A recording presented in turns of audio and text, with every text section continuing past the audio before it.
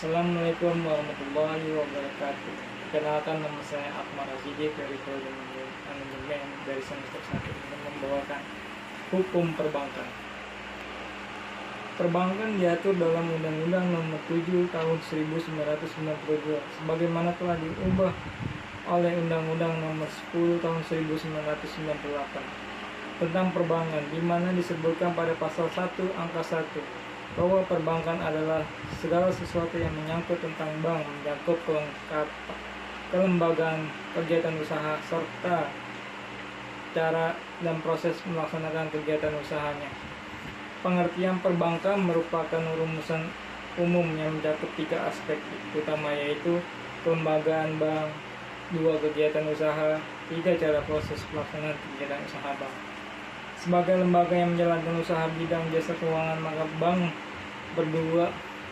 berbeda dengan badan usaha lainnya karena secara hukum mempunyai status yang kuat dengan kekayaan sendiri yang mampu melayani kebutuhan masyarakat, mempunyai bentuk-bentuk kegiatan menghimpun dana, 2 menyalurkan dana, dan memberikan jasa keuangan. Bank adalah tulang pembangunan ekonomi oleh karena pengawasan dan pembinaan terhadap bank yang dilakukan oleh Bank Indonesia sebagai bank sentral sangat menentukan. B. Jenis-jenis bank. Dilihat dari fungsinya, bank dibedakan atas Bank Indonesia, bank umum, dan bank perkreditan rakyat. Bank Indonesia diatur dengan Undang-Undang Nomor 23 Tahun 1999. Dalam Undang-Undang Nomor 7 Tahun 1992 sebagaimana telah berubah oleh Undang-Undang Nomor 10 Tahun 1998 tentang perbankan.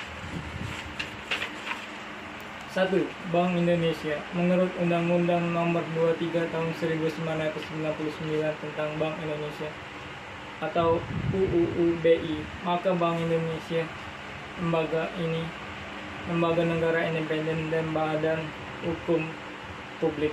Bank Indonesia adalah bank sentral, maka adalah merupakan lembaga negara yang mempunyai wewenang dan mengeluarkan alat pembayaran yang sah suatu negara, pembayaran yang mengatur dan mengawasi perbankan, serta menjalankan fungsi sebagai leader of the restores. Dalam pelaksanaan tugas, Bank Indonesia menyampaikan bahwa laporan kepada Dewan Perwakilan Rakyat atau DPR. Selain itu, laporan keuangan Bank Indonesia diperiksa oleh Badan Pemeriksa Keuangan atau BPK, dan hasil pemeriksaan disampaikan kepada DPR. Bank Indonesia dinyatakan sebagai badan hukum dengan UUU BI. Tujuan Bank Indonesia yaitu mencapai dan memelihara kestabilan nilai rupiah terhadap barang dan jasa terhadap mata uang negara lain. Dalam hubungan dengan pemerintah, maka Bank Indonesia bertindak sebagai kas pemerintah. 2. Bank umum. Bank umum adalah bank yang melaksanakan kegiatan usaha secara konvensional dan atau berdasarkan prinsip syariah dalam kegiatan usahanya, memberikan jasa dalam lalu lintas pembayaran pasal 1 angka 3 UUU Perbankan. Bank umum menerapkan 2 cara, yaitu A. Konvensional atau perbankan konvensional, artinya menjalankan usaha bidang jasa perbankan menurut cara lazim yang atau biasa dengan memperoleh keuntungan berupa bunga. B. Prinsip syariah atau perbankan syariah, artinya menjalankan usaha di bidang jasa perbankan menurut aturan perjanjian berdasarkan hukum Islam dengan memperoleh keuntungan bukan berupa bunga. 3. Bank Perkreditan Rakyat atau BPR.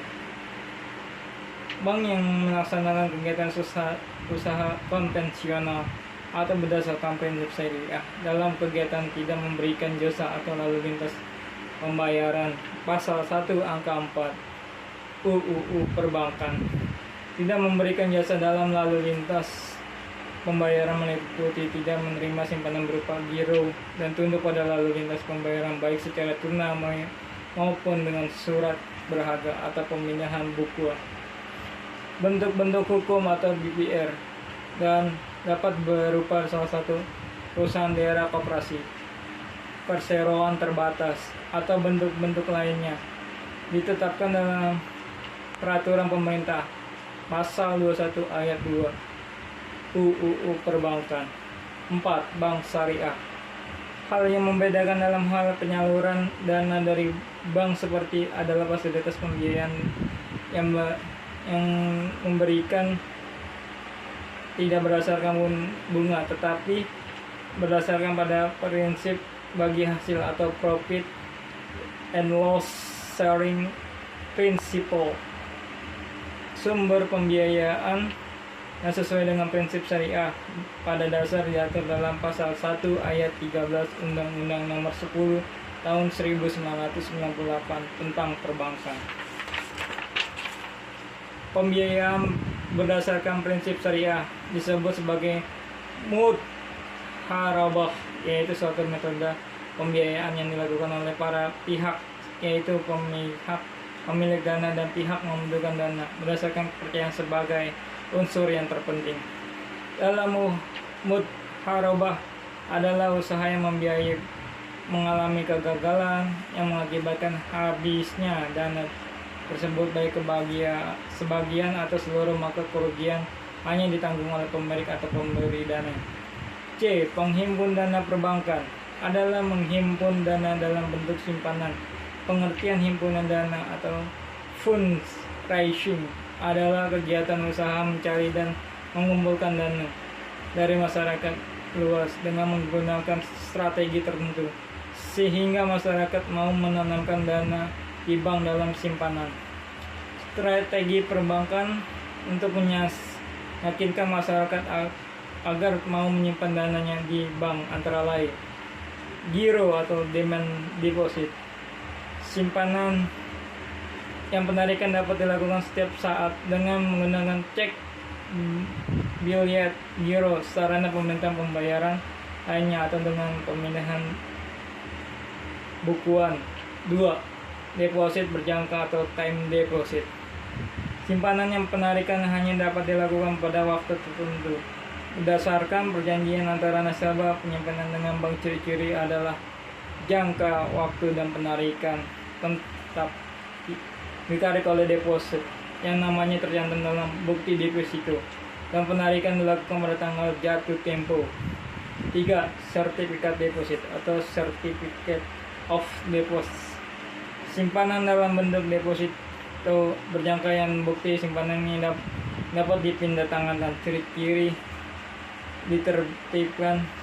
diterbitkan oleh bank dengan klausula atau tunjuk dengan jangka waktu tertentu, dapat diperjualbelikan sebagai instrumen pasar uang, bunga dibayar muka dan dapat dijadikan jaminan.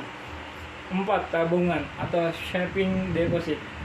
Simpanan yang penarikannya hanya dilakukan menurut syarat tertentu yang disepakati tapi tidak dapat ditarik dengan cek, biliet, giro dan alat lainnya yang disamakan sebagai berikut. D. Kredit perbankan.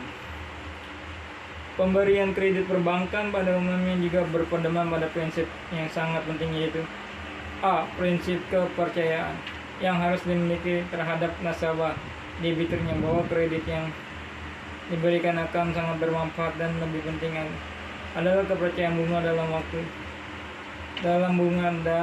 dalam jangka waktu yang telah ditentukan. B. Prinsip kehati-hatian atau prudential principle yang harus dilakukan oleh bank dalam menjalankan usaha harus menerapkan secara konsisten seluruh persyaratan dan ketentuan perundang-undangan yang berlaku, terutama dalam hal pemberian kredit yang berpedoman pada prinsip kepercayaan dengan berdasarkan pada etikat baik. Hal yang perlu diperhatikan dalam penyaluran dana dari bank adalah ketentuan batas maksimum pemberian kredit atau legal lending limit yang seringkali dilanggar dan seringkali kasus ini tidak dapat sanksi yang berarti. Kredit perbankan memiliki macam-macam klasifikasi yang antara lain ditentukan oleh kegunaan dari kredit investasi atau invest loan sebagai pembiayaan usaha yang memerlukan dana dalam jumlah besar dalam waktu yang lebih lama. kredit modal atau produktif loan sebagai pembiayaan peningkatan produksi. 2. Tujuan dari kredit. Kredit konsumtif atau consumer loan untuk memenuhi kebutuhan pribadi atau keluarga seperti kredit perumahan.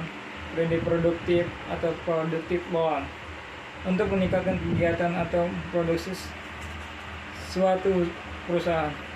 Kredit perdagangan atau commercial loan untuk memperlancar kegiatan usaha perdagangan. 3. Jaminan kredit. Kredit dengan jaminan secured loan yang dilindungi dan didukung oleh jaminan yang nilai sama dengan jumlah kredit. Kredit tanpa jaminan atau unsecured loan yang tidak didukung oleh jaminan manapun dan hanya mengandalkan kepercayaan.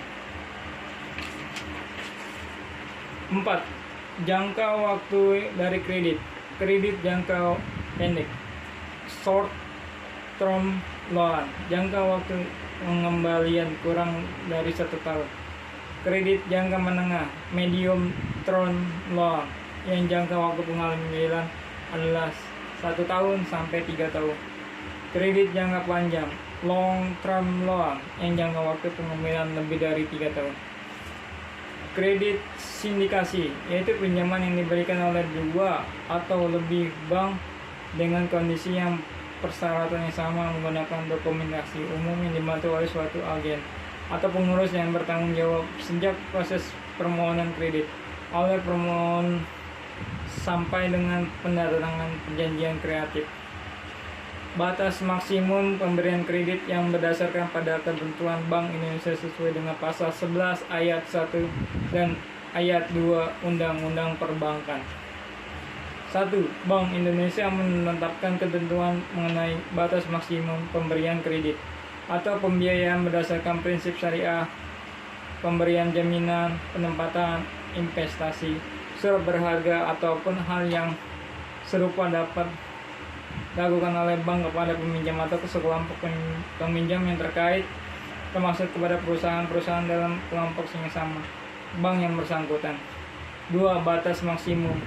Sebagaimana yang dimaksudkan dalam ayat 1, tidak boleh melebihi 30% dari modal bank yang sesuai dengan ketentuan yang ditetapkan oleh Bank Indonesia. Kredit sindikasi diperbolehkan mengingat suatu bank mungkin saja memiliki kemampuan terbatas, namun permohon kredit membutuhkan dana dalam jumlah besar. Selain itu, terdapat kemungkinan kalau risiko terlalu berat untuk ditanggung oleh suatu bank sehingga perlu adanya penyebaran risiko melalui bank lain. Pada umumnya dalam pemberian kredit perbankan, permohonan kredit harus melalui tahapan-tahapan, yaitu pengajuan kredit, analisis kredit, persetujuan kredit, perjanjian kredit, pencairan kredit, pengawasan kredit, dan pelunasan kredit. Dengan berlakunya ketentuan tersebut, maka bank-bank pada umumnya dilakukan tahap-tahap yang harus dijalankan permohonan kredit, antara lain sebagai berikut. 1. Permohonan kredit. Untuk mengajukan permohonan kredit, calon nasabah akan diminta untuk mengisi formulir yang telah disusun oleh dan disediakan oleh bank tersebut. Kemudian permohonan kredit diharuskan untuk menampilkan beberapa dokumen penting yang dapat membantu pihak bank menentukan apakah kredit bank dapat diberikan atau tidak. Selain itu, permohonan kredit atau aplikasi kredit disyaratkan untuk menampilkan dokumen-dokumen seperti akte pendirian perusahaan, identitas KTP, para pengurus tanda daftar perusahaan atau TDP, nomor pokok wajib pajak atau NPWP, neraca atau laporan rugi laba 3 tahun terakhir, fotokopi sertifikat yang dijadikan sebagai jaminan, dan dokumen-dokumen tambahan lainnya. 2. Analisis kredit. Dokumen-dokumen tersebut dianalisis kepada bagian kredit account officer berdasarkan ketentuan yang berlaku dalam bank yang bersangkutan. 3. Persetujuan kredit. Hasil analisis kredit tersebut kemudian disampaikan kepada direksi bank dan diperiksa oleh komite kredit untuk kemudian ditentukan apakah disetujui atau ditolak. 4. Perjanjian kredit. Perjanjian kredit pada umumnya merupakan perjanjian baku atau standar kontrak yang telah disediakan oleh pihak bank melalui divisi hukumnya dan menyusun ketentuan yang dimuat dalam perjanjian kredit. 5. Pencairan kredit. Setelah dipenuhi persyaratan, pencairan kredit itu dapat dilakukan dalam bentuk tunai, dikirimkan ke rekening nasabah melalui transfer, ataupun juga dikirimkan ke rekening perusahaan yang berhubungan langsung dengan pemohon kredit. 6. Pengawasan kredit. Pengawasan kredit dapat dilakukan dengan cara menggunakan administrasi kredit yang memadai atau komputerisasi. B. Kewajiban pemohon kredit memberikan laporan secara berkala menyangkut produksi, penjualan, utang piutang, laporan raca rugi laba, laporan tenaga kerja. C. Kewajiban account officer untuk menjunjung proyek penerimaan dana. D. Konsultasi manajemen yang terprogram antara penerima kredit dan bank. Sistem peringatan pada administrasi bank menangani permohonan kredit. 7. Pelunasan penyelamatan kredit dan kredit bermasalah apabila penerima kredit telah memenuhi kewajiban dengan membayar bunga dan membayar lunas seluruh utang pokoknya sesuai dengan jadwal dalam perjanjian kredit, maka kreditnya dinyatakan lunas dan jaminan yang dipegang oleh bank akan dikembalikan penerima kredit atau pelunasan kredit. Surat Keputusan Direksi Bank Indonesia nomor 31/147/Cap/DIR tanggal 12 November 1998 telah mengelompokkan kolektabilitas kredit yang dilihat dari kemampuan membayar penerima kredit menjadi 5, yaitu kredit lancar atau pas, yaitu pembayaran tepat waktu. 2. Kredit dalam perhatian khusus atau special mention, yaitu terdapat tunggakan sampai 90 hari. 2. Kredit kurang lancar atau substandar, yaitu terdapat tunggakan antara 90 sampai 180 hari. 4. Kredit yang diragukan oleh doubtful, yaitu terhadap tunggakan antara 180 sampai 270 hari. 5. Kredit macet atau loss, yaitu terdapat tunggakan pembayaran utang pokok bunga yang mencapai 270 hari. Penyelamatan kredit dapat dilakukan melalui 1.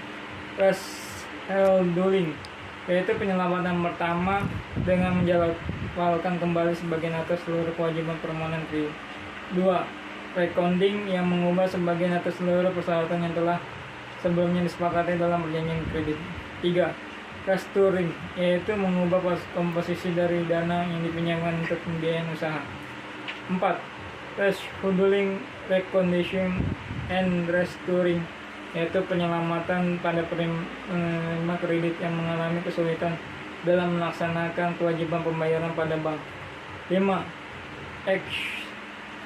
Execution, yaitu merupakan tindakan terakhir apabila tindakan lainnya tidak ada uang berhasil dan bank dapat menyerahkan pengurusan kredit tersebut kepada urusan piutang negara sesuai dengan Undang-Undang Nomor 49 Perpu tahun 1960 tentang Panitia Urusan Piutang Negara,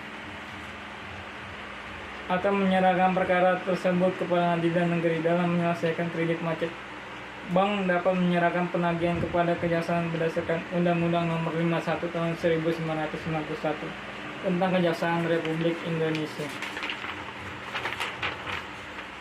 Rahasia bank. Sebagaimana diatur dalam pasal 40 Undang-Undang Perbankan, maka bank atau pihak terafiliasi wajib merahasiakan keterangan mengenai nasabah, penyimpanan dan simpanan kecuali dalam sebagaimana maksud pada pasal 41 ayat A dan pasal 42, pasal 43, pasal 44 dan pasal 44A.